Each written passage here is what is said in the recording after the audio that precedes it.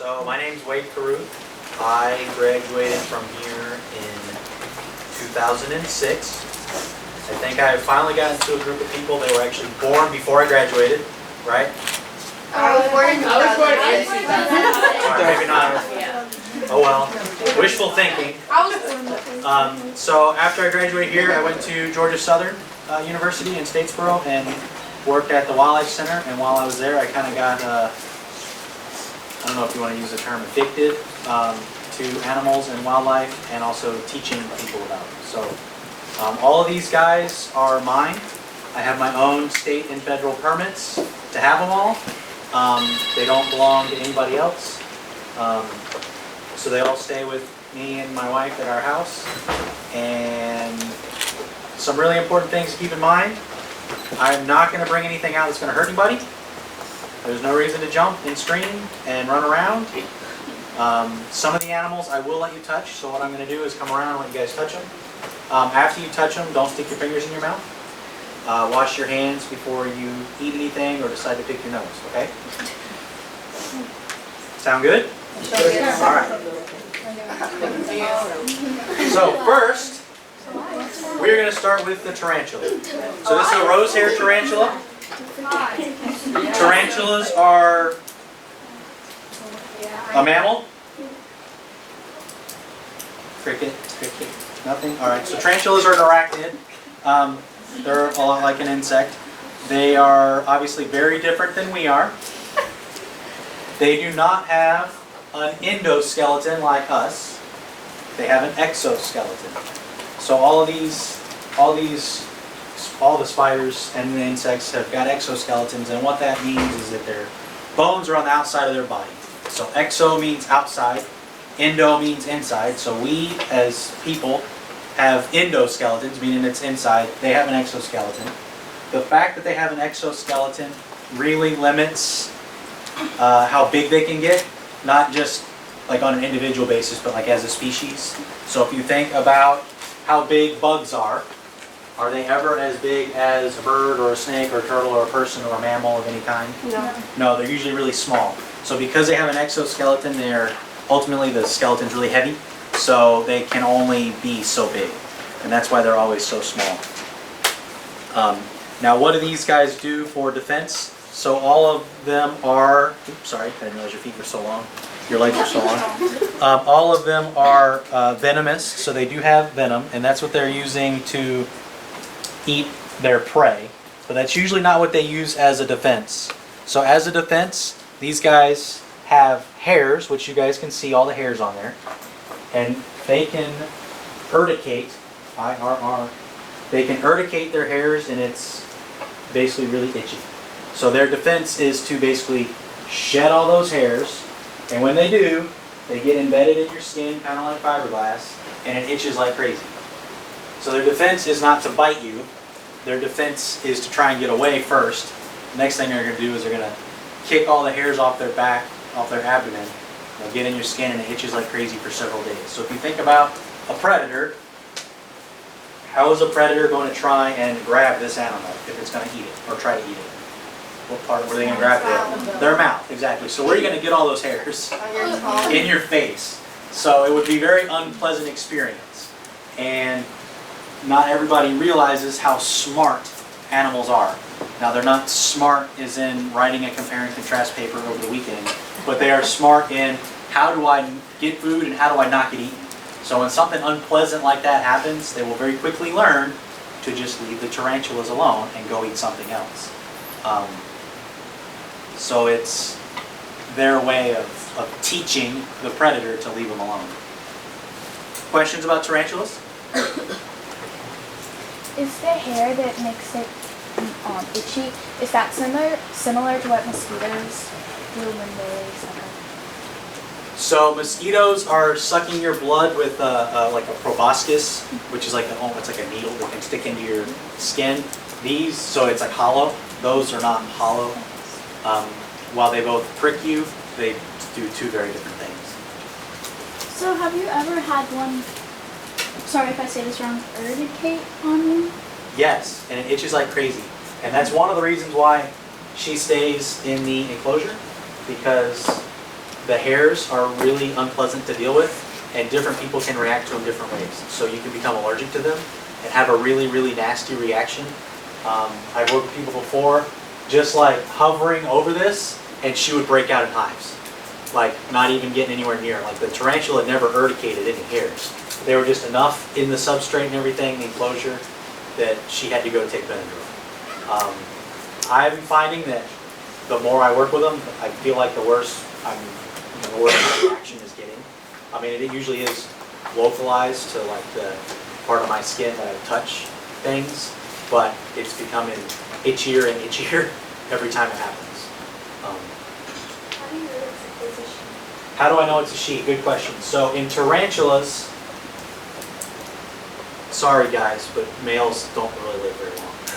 So in tarantulas, females will live like 20 years or more, and the boys will live like 2.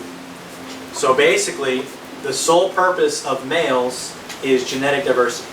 So the male will grow and they molt as they grow. So they have an exoskeleton, which I already told you. That exoskeleton is like hair. It's dead tissue.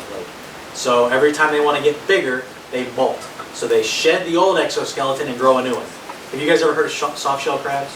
Yes. That's what a soft-shell crab is. So crabs have exoskeletons as well. A soft-shell crab is one that just molted. So the shell is very soft and pliable and isn't hard yet. So the males will molt, and then they'll molt one last time, and that's called a terminal molt. And they get these spurs on their front legs they use to hold on to the female.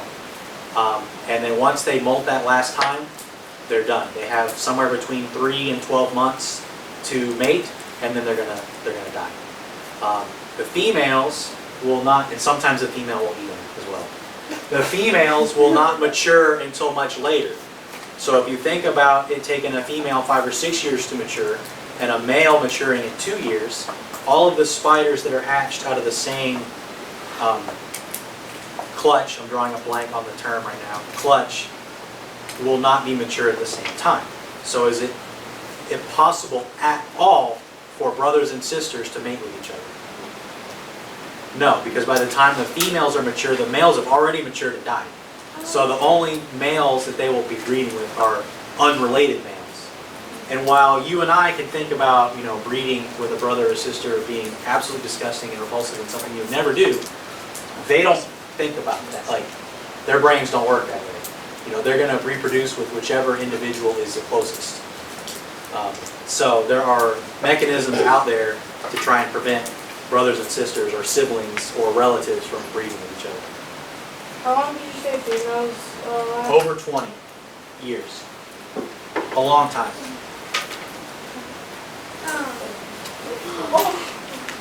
Okay.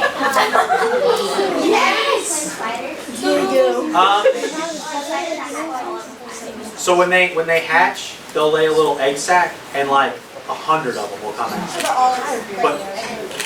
But I don't believe, I'm not sure that they're all identical or not. So if you think about snakes, that some snakes, not all snakes, but most snakes lay eggs, right? You would think of all of those eggs as, they're all brother and sister, but they're related to each other just as much as you are related to your brothers and sisters. Like, they're not identical genetically.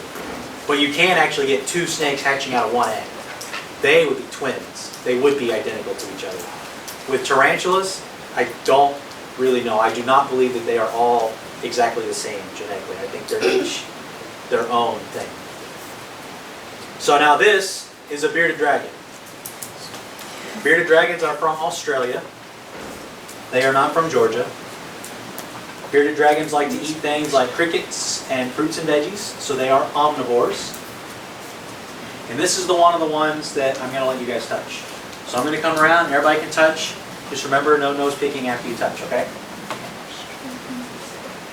So just sort of pet her on the back and don't yank her tail off. Do not poke her in the face. She does not appreciate that. And just like people, they have a mouth and they can bite. That was a joke, guys. I'm good. All right, thank you. I'm good. So you guys seem to have lots of questions, so why don't we just keep asking questions. So what questions do you have about bearded dragons? They are reptiles. They'll live 7 to 15 years, ballpark, and unlike the tarantulas, compare and contrast, hint, hint, unlike tarantulas, there's really, at least not that I know of, there's no drastic difference in the boys and the girls as far as lifespan. How long did you say? 7 or 8 to maybe 15 years. So they are reptiles. Reptiles is a whole another group of animals. So we've got 5 major groups of vertebrates. What are they? Reptiles, mammals,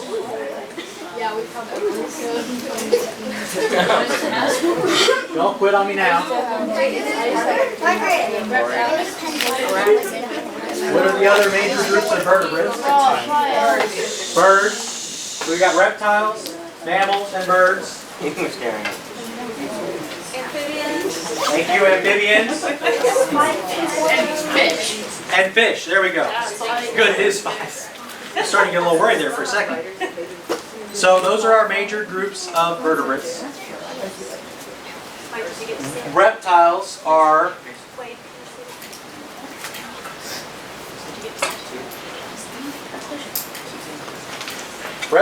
different than mammals. We usually end up comparing everything to mammals because that's what we are.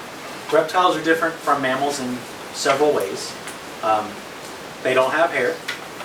They have scales. So mammals are covered in hair with a few exceptions, the soles of your feet, the palms of your hands. These guys are covered in scales just like we're covered in hair. They are not endotherms like we are. So we've already used the terms endo and ecto, right? So endotherm means what? Inside. Inside. So our body temperature, we're able to regulate our own body temperature ourselves. So we all eat a lot of food as mammals, 3, 4, 5, 6 meals a day, depending on how large you are. Most of that food just gets turned into heat to keep you warm. It's not turned into growth or reproduction or any other things that life requires of us. So most of that is just to keep you warm. Reptiles are not endotherms, they are ectotherms or exothermic. So they do not need to eat all that food to stay warm. They get their body temperature, their body heat from the environment. So everybody's seen turtles sitting out on logs. That's them sunning. That's what they have to do in order to get warm. Reptiles, when it's really cold out, move really slow because they're also really cold because it's cold outside. And that ultimately means for them that pretty much everything they eat is turned into growth. So if you were to take a scale and weigh all the food that you eat them, and then weigh the lizard, and in most cases it's a snake that people do this with, you would actually be able to see really, really well that pretty much all of the food they take in gets turned into growth. And if you think about some of these guys, they hardly ever eat. We all think of reptiles not eating very often, but they still grow really fast. And that's because they're not having to waste that food for body heat. Are they cold? They're cold-blooded. Right. So cold-blooded is the layman's term. Ectotherm or exothermic is the scientific term, because cold-blooded implies that their blood is cold. But really, it's not that their blood is cold, it's that they need to get their heat from the outside environment, which is why you don't find any reptiles in Antarctica. I have 2 questions. Okay, one at a time. Are they male? Can you tell if they're male or female? Yes. How? You want to know which one she is? No, thank you. It's a she. So, you can look at the base of their tail. Males have what are called hemipenes, which is the male reproductive organ, and they have 2 of them. So if you look at the bottom of their tail, there'll be a giant bulge on either side of their tail if it's a boy. If it's a girl, it's just sort of flat and you can't really see anything. You can't do that until they're a little bit older. They need to be like 6 or 8 months old. Another really good indicator is when you have a bearded dragon and it lays a bunch of eggs. You know that's a girl. My other question is, do you have names for any of these? Not yet. I do have some with names, but we haven't gotten into any of those yet. What are those little like hole things on the sheet? Those are his ears. So lizards have ears. Remember that. Last one, I'm not gonna get the next one out. I'll run out of time because I talked How about long can their nails grow? I mean, I don't know. I mean, really long. They're getting constantly worn down, just like ours. You know, ours grow. I mean, we use nail clippers to cut ours, but I don't ever have to cut hers. You know, if you're doing things correctly, they should be in an enclosure where their nails are kind of cut, keeping in shape on their own with rocks and stuff like that.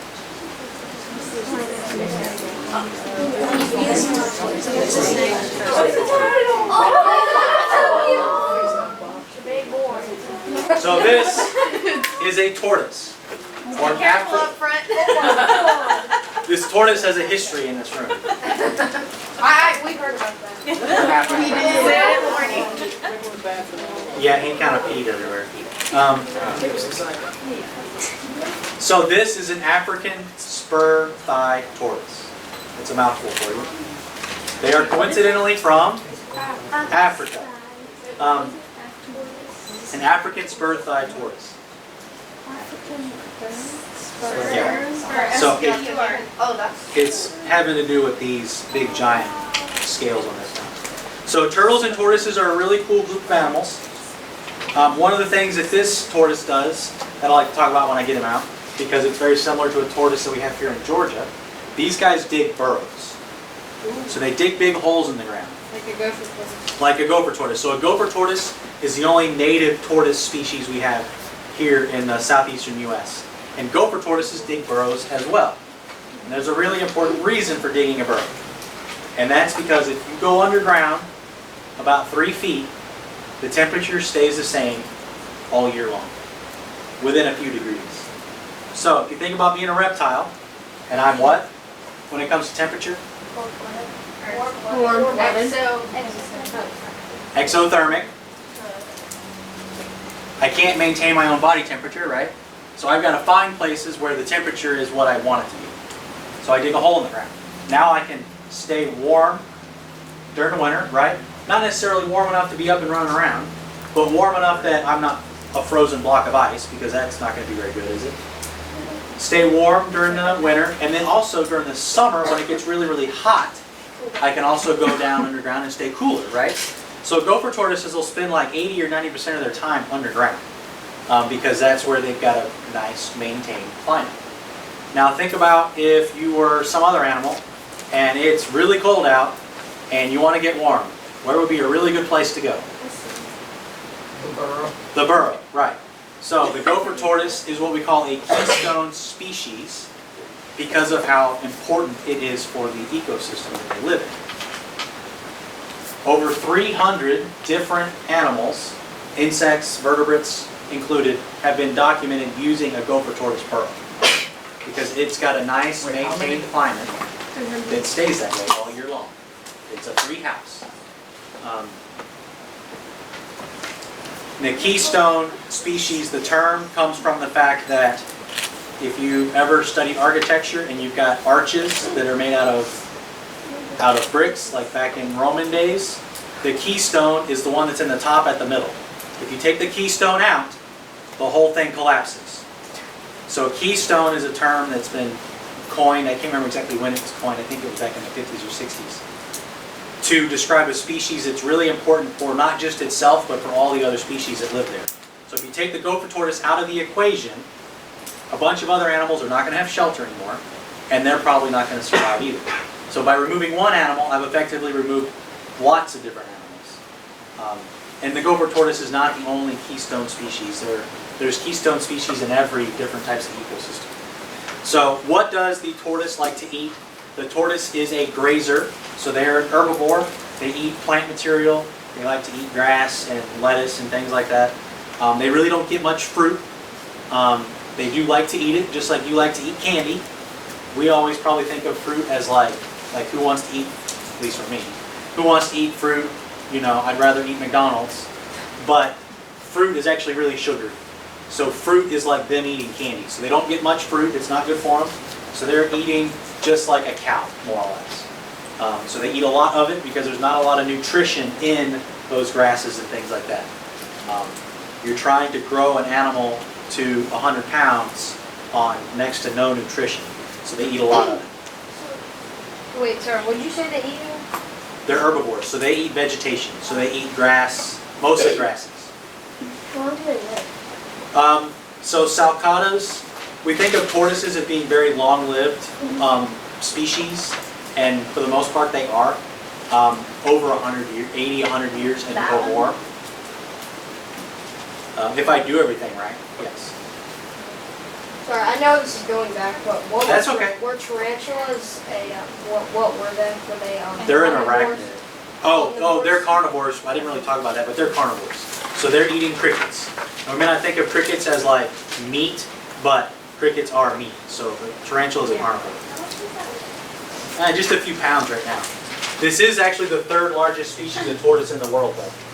You're like, how large? How old is it? it? Adult males will get like this, if not bigger. Are you gonna keep it that long? Yeah, he's not going anywhere. Or she. I think it's a girl, but I'm not really sure. How old is she? Like 7 or 8 years old. So one of the things about them living so long, is that they have like a delayed maturity. So they don't. It takes sometimes 15 or 20, maybe even 30 years before they're mature. Unlike the male tarantula that's 2 years, it takes a long time. And if you think about how long these animals live, the length of time that it takes for them to get to maturity is generally related to how long they live. So the longer it lives, the longer it takes for it to become mature. How long do they live? 100 or more years. Oh my god.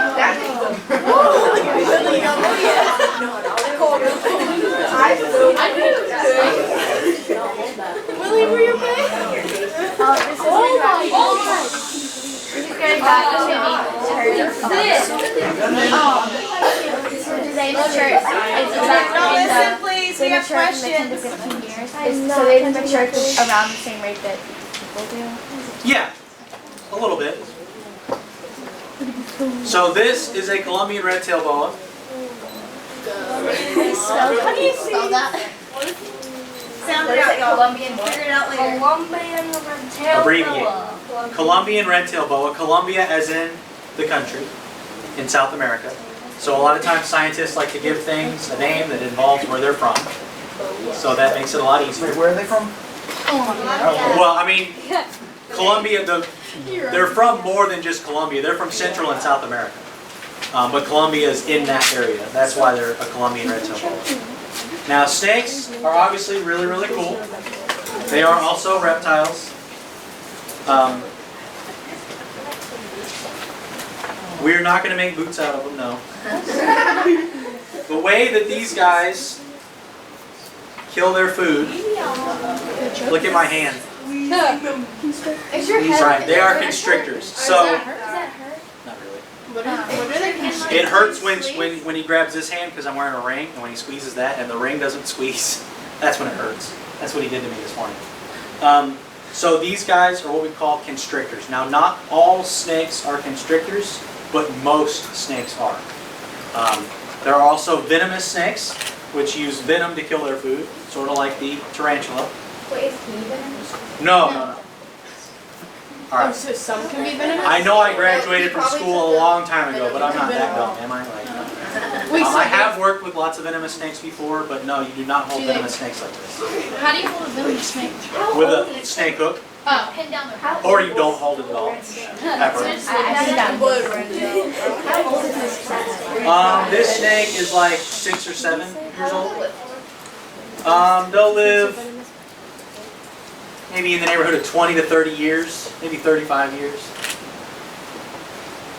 Oh, sorry. How long do they? So Colombian red-tail boas are a fairly large snake. Females will be maybe 10 to 14 feet, and then males will maybe be like 7 to 10 feet, roughly. And this one is a male. Other than the size, there's a little bit of a size difference when they get to be adults. Sexing or identifying what gender snakes are is a really difficult thing because unlike a lot of mammals or people, you know, we have what we call secondary sex characteristics, you know. Men start to grow beards, all that sort of stuff. They don't have any of that. They pretty much both look the same. So you have to investigate that internally. I see the scales on the bottom and the scales on the top are a different color. Is there like a benefit to that? Yes and no. So there is a term for that. I don't usually think of it as in snakes, but this snake does have it. It's called countershading. And a lot of animals that live in three-dimensional space, by that I mean not just left and right and front and back, forward and back, like on the ground, but also live like up in trees or fly or things like that, or fish even do it because they can go up and down in the water. They'll be lighter colored on the bottom so that when you're under them and you look up, you see them against the light sky. And when they're darker colored, if you're above them looking down, you see them up against the dark ground. So it's like, so they blend in? That's right. Now, I don't necessarily think that's what this snake is doing, but there is a term for it, and you'll see it in a little bit on some of the other animals. Now, where was I going next? They're carnivores? Yes, they are carnivores. Oh, I thought you were going to ask me about the scales. So the scales on the belly are actually a different shape than the scales on his back. So the scales on his back are like triangle or diamond shaped. The scales on his belly are like long rectangles. And he uses those to grip the ground as he moves. So they have lots of very short muscles all down their sides that they're able to constrict those muscles and then relax them and contract and relax and contract and relax. And that's how they move. So they're, have you guys ever seen a large bulldozer that has the big tracks on the side? Yeah. And how it's got those tracks and that's what's gripping the ground? That's kind of how they're able to move around. Okay, so, sorry. Do they have different color combinations, or is it just that one color? Yes, so they're called a red-tail boa because they have a red color on the end of their tail, right?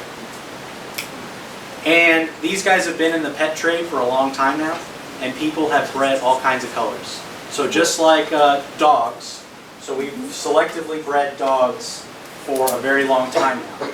And now we have, I don't know how many breeds of dogs out there that are all the same species. That was all from selective breeding. Now, I see on the board natural selection written. Selective breeding is essentially natural selection, but who's doing the selecting? We are. Right, it's artificial, that's exactly right. So we are doing the selecting.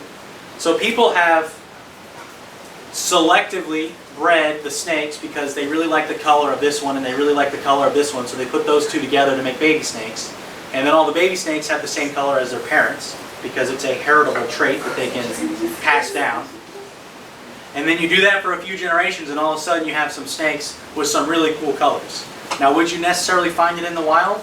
I'm sure you would, but not to the extent that reptile keepers and reptile hobbyists have done, you know, in captivity. Questions? All right, so I'm going to come around and let you guys touch him. Hey, if you don't want to, just You don't have to, sit if you there don't want to. quietly. Okay, just sit But he there. is not going to hurt you.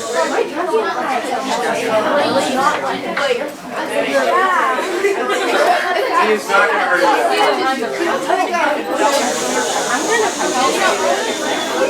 He doesn't like anything. Hey! Y'all, turn it down, please. Thank you. He is not going to hurt you.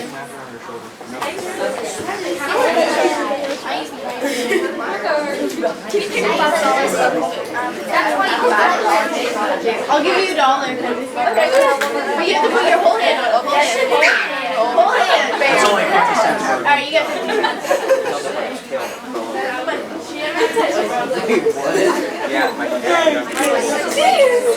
You scared me when you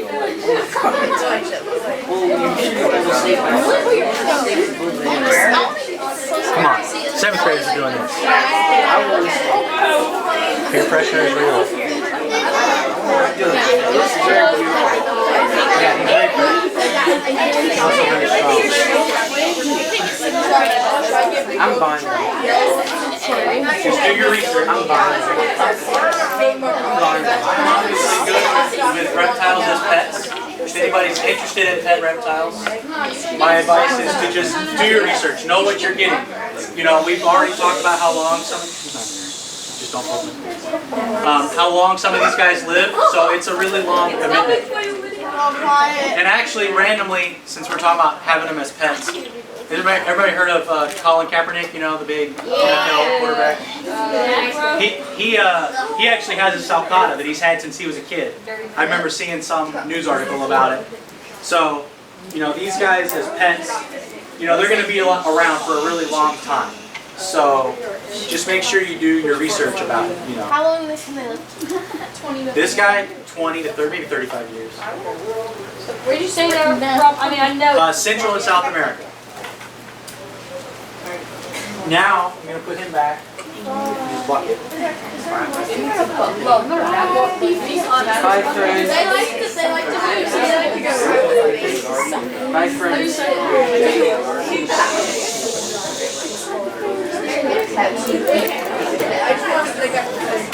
And those guys are actually one of the groups of snakes that has live birth.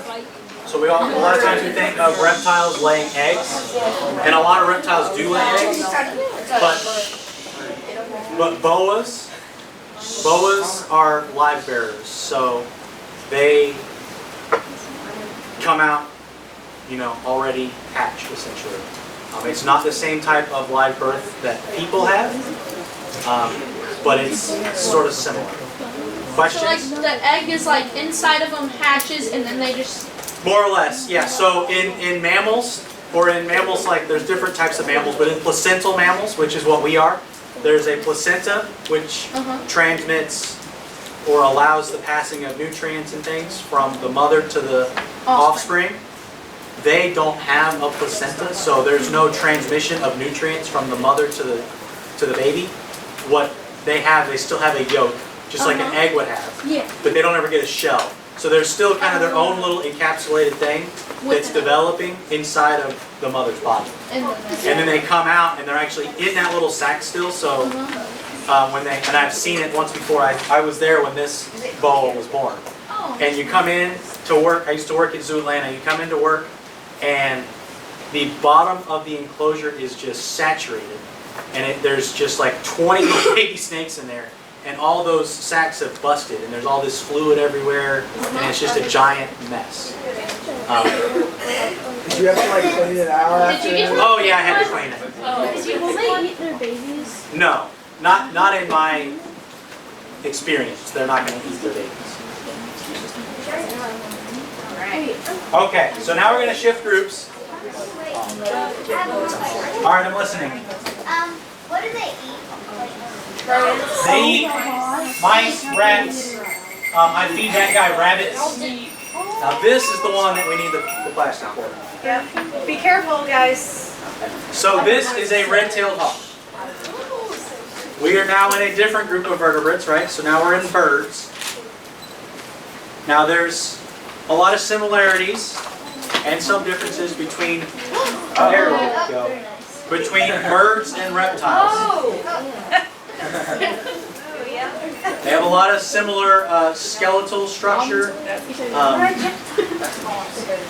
So some people have started almost kind of grouping birds and reptiles together in one group. Now this bird's #1 job is something called falconry. So what I do is I take her out to the woods, I remove all this equipment from her legs, and I let her loose, and she flies free in the trees, not tied down in any way, flies free through the trees and follows me while we look for squirrels and rabbits. So she's a carnivore. She's a carnivore also, yes.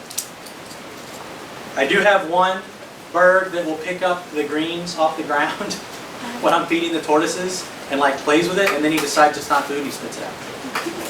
He's not supposed to be eating it. He's just playing with stuff that I drop on the ground. It's kind of comical.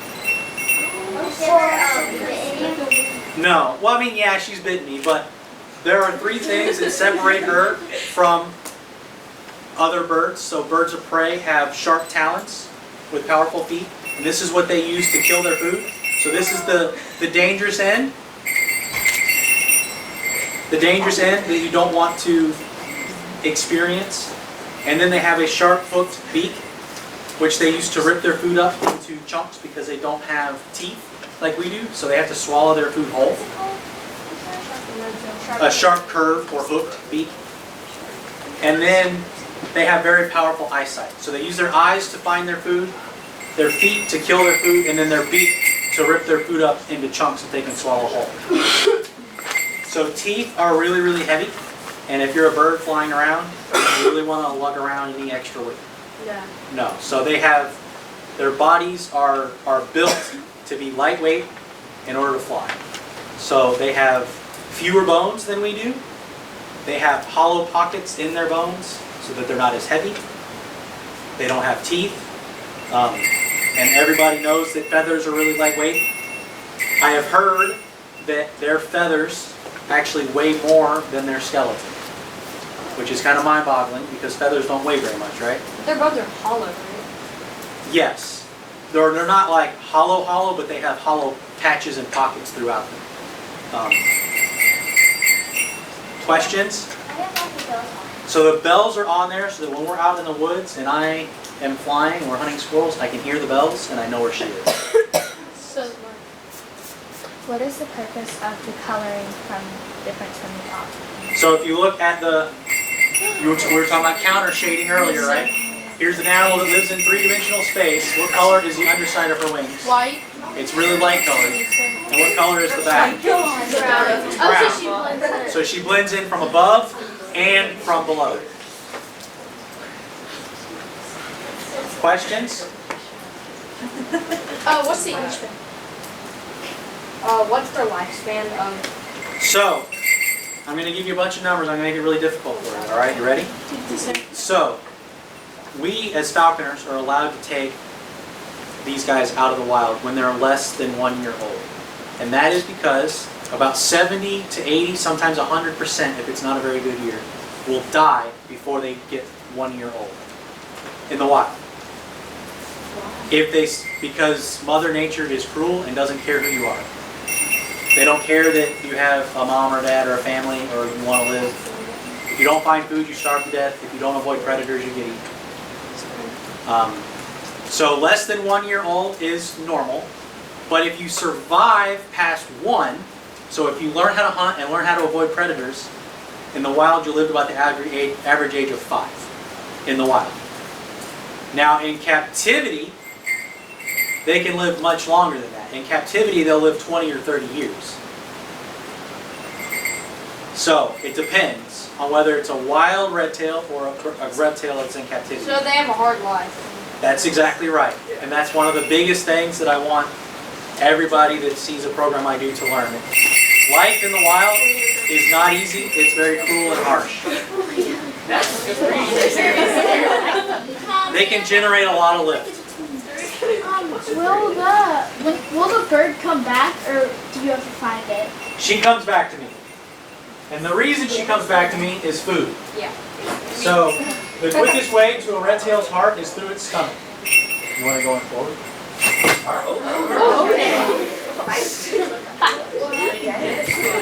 She just went. How can they breathe? There's ventilation. And these are not airtight doors by any means.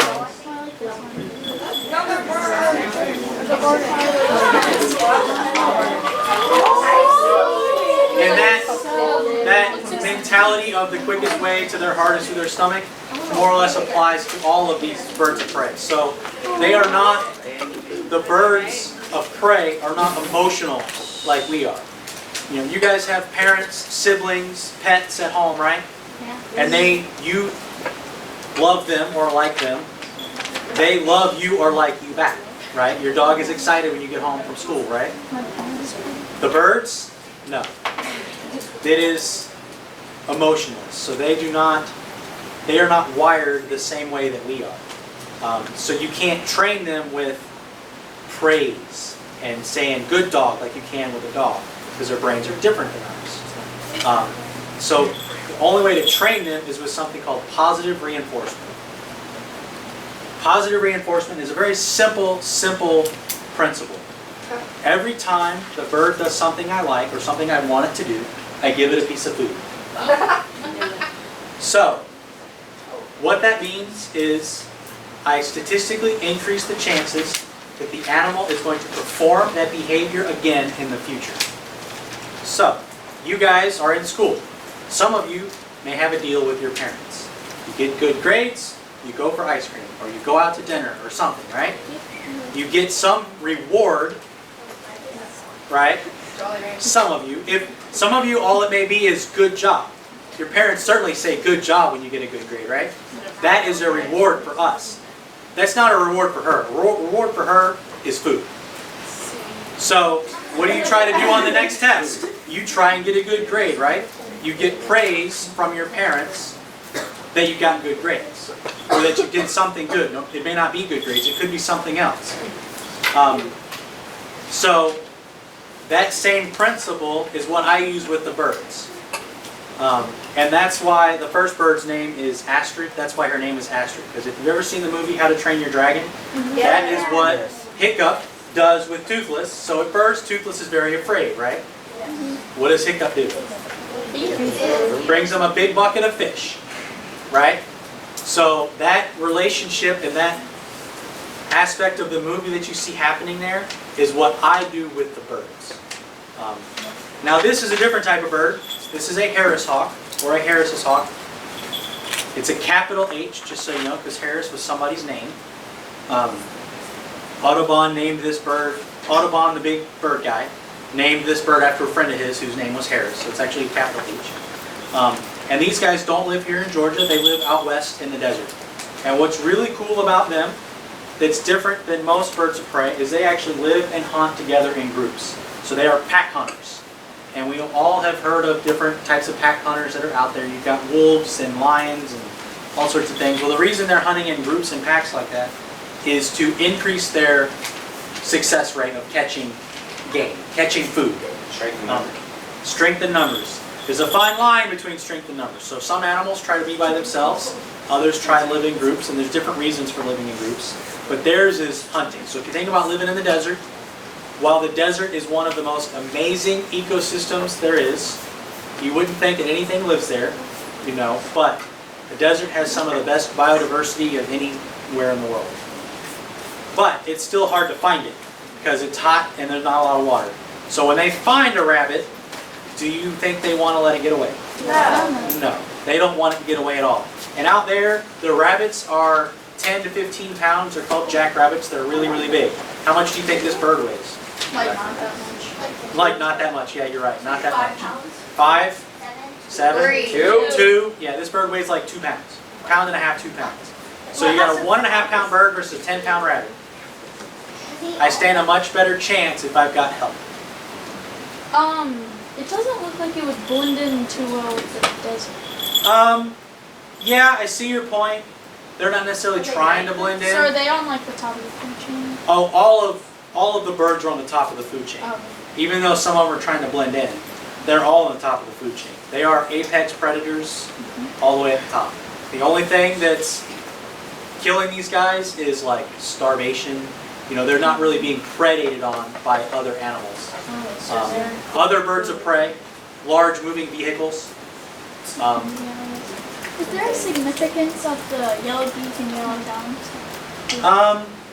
Not that I'm aware of, but it's not covered, so those are exposed areas. There's no feathers on them, and their diet will certainly plays a role in how brightly colored they are. So the different nutritions that they get will affect how bright all that is. Like flamingos, the shrimp eat? Sort of, yeah.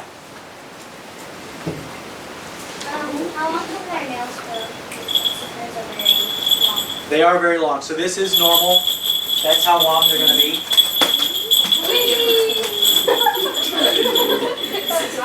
This is how long they're going to be. You're all right, girl.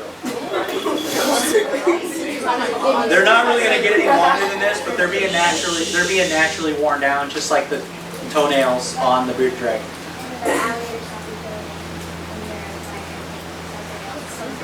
Right. Now sometimes in captivity, because they're not being exposed to as much of the natural world, as hard as so my job as an animal keeper is to try and keep this animal in the best environment for it.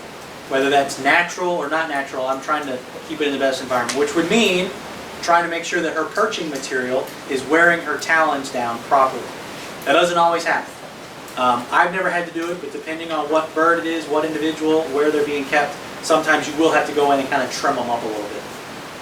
But you also got to think they're getting a lot more nutrition in captivity than they are getting in the wild. So the nutrition is going to translate into growth. So they get a lot of nutrition and their talons will probably grow better, right, and faster. So there's all sorts of things that go into that, and there's no like simple cut and dry answer to pretty much any of the questions that you guys are asking. But this is naturally how long they are. So they have very, very long talons, especially when you think about mammals having claws and how big these talons are for this animal's body size. In order to get claws this size in a mammal, you're talking about an animal that's weighing hundreds of pounds, bears that are really, really big, having claws that are the size of some of these birds of prey. So for a 2-pound animal to have weapons like this, it's very impressive. And then the mechanics of operating these feet, they have tendons that are attached to muscles up in their legs that they use to close their feet.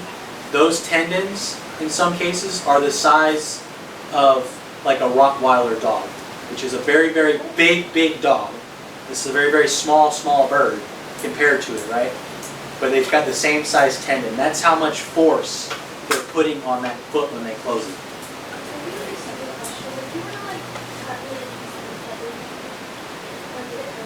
No. So, their feathers they will grow for a period of time. And then, when they stop growing, blood flow is removed. You guys can pass these around. Blood flow is removed. And it then becomes an inanimate object. I could take a pair of scissors and cut all of her feathers off and she would not feel a thing. And that's what clipping a bird's wings is. You cut some of their flight feathers off on their wings so they can't fly as well, and that way they can't fly out of your yard or things like that. Yes, so every summer they do what we call molt, and that's where these feathers came from the red-tailed hawk. So they molt all of their feathers essentially every summer, and they will shed their feathers in pairs. So they'll shed the feather on the right and the feather on the left that match each other. That way they can still fly straight and don't fly in circles all day. One of these days you guys will get old enough and you'll be in Coach Willis's biology class. And the joke is, does a one-legged duck swim in circles? So if you think you got a duck with 2 legs and it's only got one, does it swim? So if you think about a bird, if it lost all the feathers on one wing, would it just fly in circles all day because it's not getting, see what I'm saying? A one-legged duck does not swim in circles, by the way. They can compensate. They'll swim straight. So they shed them in pairs, though. That way they can fly well. Because unlike this bird, who gets to take the summer off and be a couch potato and eat all she wants, a bird in the wild has to keep hunting all summer long, right? They don't have anybody feeding them. So they have to still be able to fly even when they're growing their new feathers. And they'll, one by one, shed their feathers and grow new ones every summer. So if you put kind of like flight feathers, can they grow back?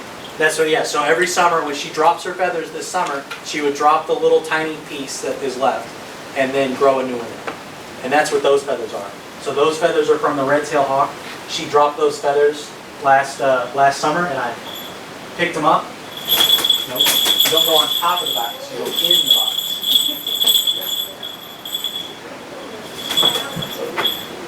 Turn around.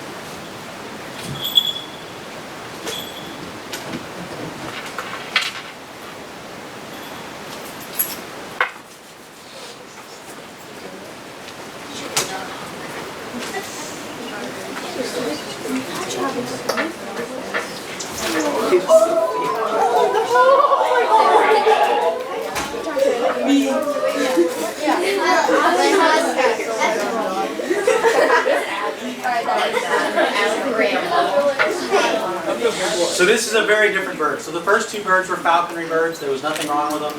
I use them to hunt. This bird has a permanent injury. You can see his wing. And his job is education, school groups and things like that. So he does not hunt. Now this is a Mississippi kite. Kite? like this is a Mississippi kite. They do not live here year round. Okay, they are here during the summer. So they'll show up here soon, but so they breed here during the summer. During the winter, they're down south where it's nice and warm. Now what's really cool about him is how he hunts and how he eats. So these guys do something called eating on the wing. And what that means is they eat while they're flying. So he flies around over fields and things and he catches bugs out of midair and he eats them while he's flying. I don't recommend trying to eat lunch while you're sprinting. Probably won't work very well. And they'll actually sort of hang out in groups and you'll see a big group of them out over a field flying around all day long just catching bugs and eating them while they go.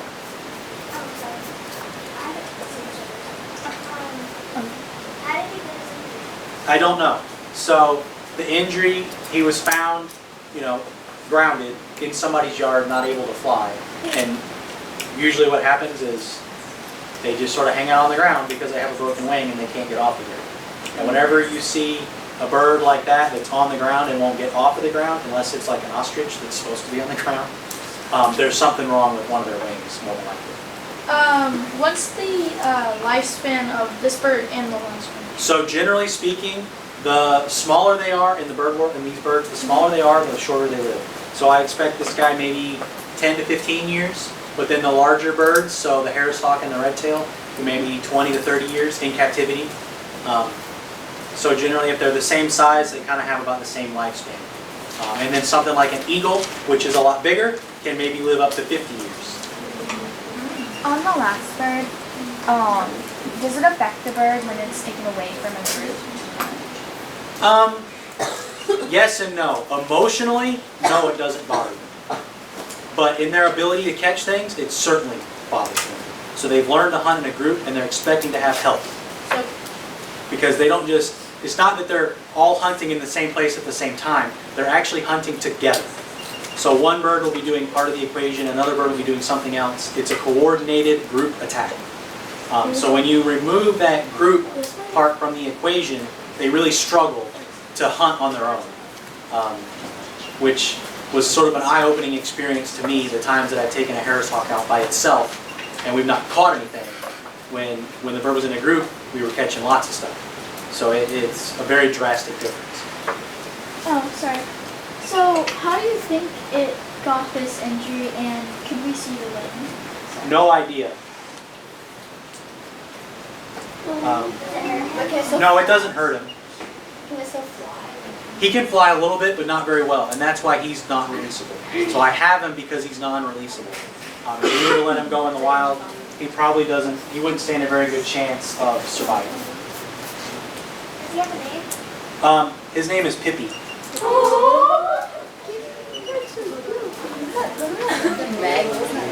And the Harris hawk's name is Sue. Sorry, so have you ever seen this kind of bird show affection in any way? Not really. I mean, the Harris hawks would be the ones that do a little bit. Sometimes what we call imprints can maybe show have the appearance of affection. Imprints are when you take nestlings, so you take little tiny baby ones, and you guys have probably heard about birds imprinting, and you imprint them on purpose for falconry because you want them to be tame. I want the bird to not be afraid of me, because even the red-tail that doesn't hunt in groups in the wild, I'm asking it to hunt in a group in my situation where I'm part of the group. And different species of birds have different temperaments. So some species are really, really, for lack of a better term, crazy and need a lot of attention to get them tame. Other birds don't need nearly as much attention, and you can actually make them too tame because then they're not afraid of you and they see you as a source of food. So they try to bully you into giving you food. And a bully that has talons this long is not one you want to mess with because they're going to hurt you. So you sort of have to, your objective is to try to get the right level of tameness with whatever species it is you're working with.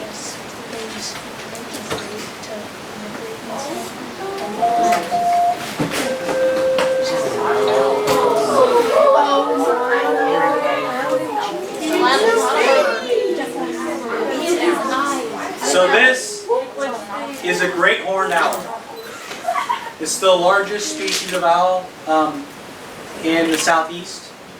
Probably the largest species in North America. It is a male, so he's not the biggest one that you will ever see. In the bird of prey world, females are about 1/3 larger than males. That's what it's called. It's a great horned owl. Like how I do that math in there for you, 1/3. There we go, that's what I was waiting on. So these guys are nocturnal. Most owls are nocturnal. Not all owls are nocturnal, but most are. And in order to help him hunt at night, he's got a couple of different adaptations. So they have really large eyes to help them see really good in low light situations. But as long as the stars are out, he can see just fine. They have very good hearing to help them find their food.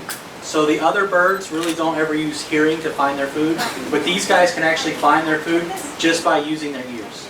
So they can hear a sound and know how far away it is and how high above the ground or how far below ground it is. So his ears are actually located on his face. One is right here up under his feathers on his face, and they're facing forward in order to help him funnel that sound into his ears. The other is sort of even with his left eye over here. So they're asymmetrical and facing forward, unlike ours, which are even with each other and facing sideways, which is not very effective for three-dimensional space. So being in this lighting, does it affect his eyes? Not really. I mean, he can see just fine. It doesn't really bother him that much to be in. I mean, you don't want to shine a bright light on him constantly, but that's not pleasant for us either. So this is actually, he has what's called a keel. So we have a sternum, right? This big giant breastbone right here in the middle. They have a keel. And what's important about this is one of the major differences, between us and mammals and birds. So that keel is like the keel of a sailboat. It sticks out really far, and what it is it provides a lot of surface area for muscles to attach to. So their pectoral muscles, which are what they use to operate their wings, their pectoral muscles attach to that keel, and that lets them have really big pec muscles to flap their wings. Sort of like the rock, Is he one of those owls that can turn their head like in a 360? So owls can turn their heads really far around, and that goes back to the fact that their eyes are so big. So their eyes are so big that they actually do not have room. They do not have room for the muscles that move their eyes in their sockets. So in order to look left and right, he's actually got to turn his entire head. And that's why they can do it. And in order to do that, they have extra vertebra. So they've got, I believe, 14 cervical vertebrae instead of 7. They also have loose ligaments and blood vessels, so that when they do that with their head, they don't cut blood flow off to their brain. Why is it their have feathers on them and the others don't? Why do what? The other ones have Good observation. So they have feathered legs and tarsus. They have feathered legs. It doesn't necessarily mean much. I mean, it helps keep their legs cold, or warm. Sorry, in the cold. But it means they probably don't hunt things like fish, because they don't want to get those feathers wet. But they're just built differently from each other. So we've still got owls. So this is an eastern screech owl. Is the lifespan of the owl like 20 to 30 years? Yep. Why? Because it's pretty much the same size as the hawks. Exactly. Very good. Wait, what is it? Do you take these birds out daily or do you? No, it just depends on when I have programs. So the falconry birds, the first two, we fly on the weekends when we don't have work. One of these days you guys will get big enough and you'll have a job and have to go to work. And that means you get to do things on the weekends and not during the week. But the education birds come out just whenever I've got a program that I need to do. And they don't really, like I was telling you, they don't have emotion. That doesn't really bother them. They're getting their food. They're good. It doesn't, they don't get depressed because they're sitting in there not really doing anything. As far as they're concerned, life is great because they're getting to eat every day. without having to work for it. So this is an eastern screech owl. He is also a tufted owl, just like the great horned owl, but he's much smaller. This is as big as he's ever going to get. He's full size. He's in the neighborhood of 4 years old. How long do you think he'll live? 10 to Yeah, like 15. 10 to 15.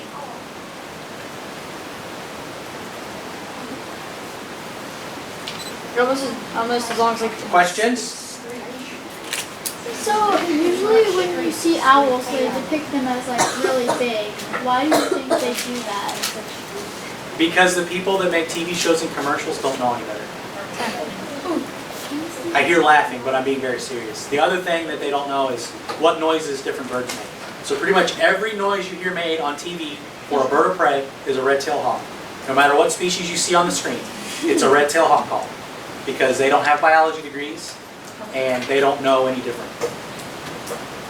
So, because the sizes are so different, do their prey change? Yes, so their size is depicted by their prey, or better yet, their prey depicts what size they are. So this guy is hunting smaller things than the red-tailed and the great horned owl. The great horned owls are hunting much larger things. With that being said, just about any predator is going to try to catch, kill, and eat whatever it thinks it has a very good chance of success doing. You know, so even if it were big, if they saw an animal out there that, you know, was limping around and looked sick and looked like it's going to be really easy to catch it and eat it, they're going to try it because they're going to look for whatever is the easiest. They, like I was saying earlier, they're not dumb. They're very smart. Are these pack hunters as well? No, the only pack hunter one is the Harris hawk. There are one or two other species, but I don't have any. This one blinks a lot. Yes, he does. And he's also very angry. Why does he blink like one eye blinks at one time and the other one like? Because you can only see one when he's not looking at you. I sometimes be like. It was really weird. I was like, what's He kind of looks like a tree. Is there like a word for it? Or is it Camouflage. I mean, he's just blending in camouflage, like we were talking about earlier. do those like ear things help him with you? So those are mood indicators. Mood?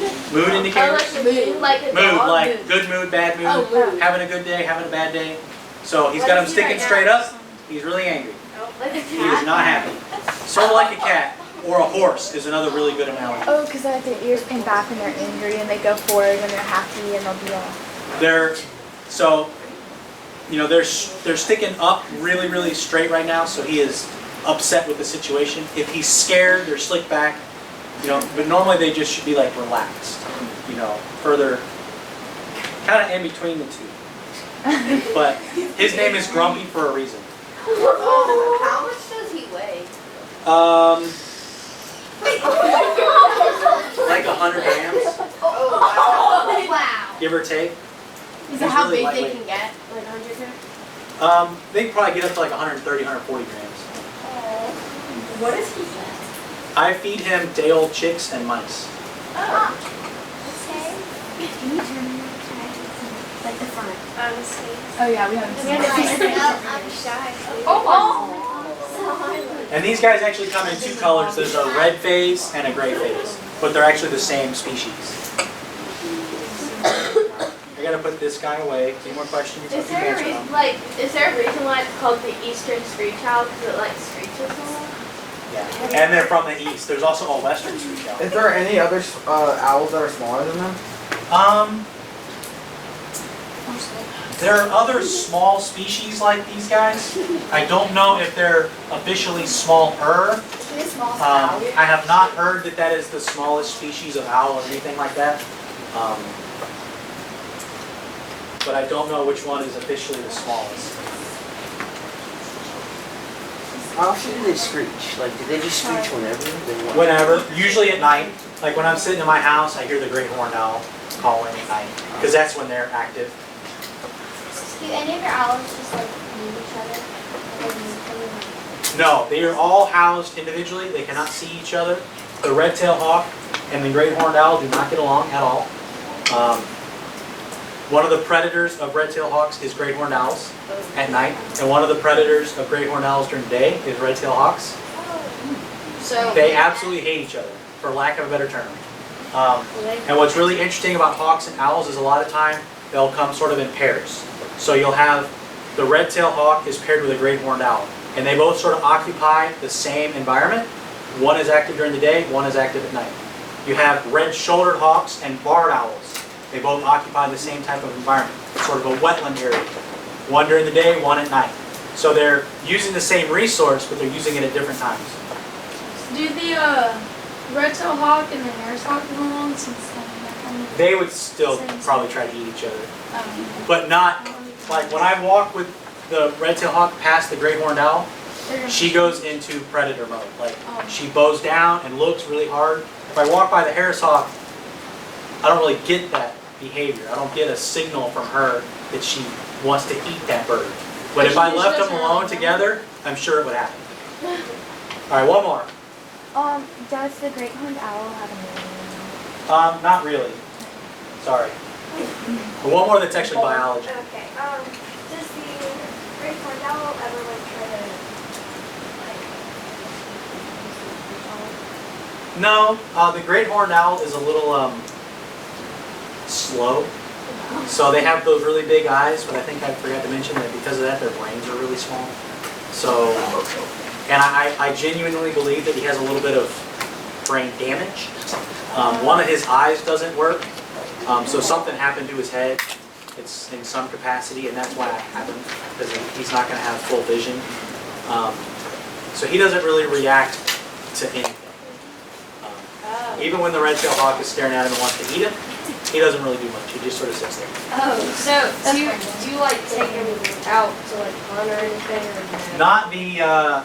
Not the education birds, not the owl. Oh, that's okay.